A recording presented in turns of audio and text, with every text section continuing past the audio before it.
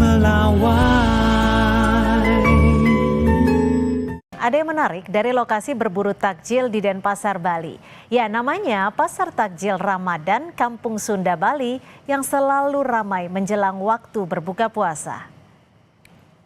Pasar Takjil Ramadan Kampung Sunda, Bali diserbu ratusan warga saat menjelang waktu berbuka puasa. Tak hanya masyarakat Muslim, warga lintas agama hingga wisatawan mancanegara turut memadati lokasi untuk berburu aneka menu takjil dan kuliner khas Sunda.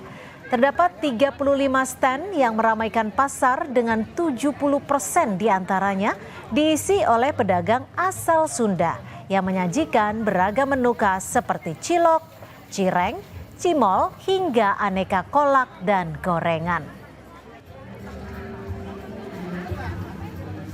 Kiraan ini di atas 800 atau 900 atau lebih setiap hari. Dari hari pertama emang sudah membludak dan sudah banyak yang berminat datang ke pasar takjil di Kampung Sunda.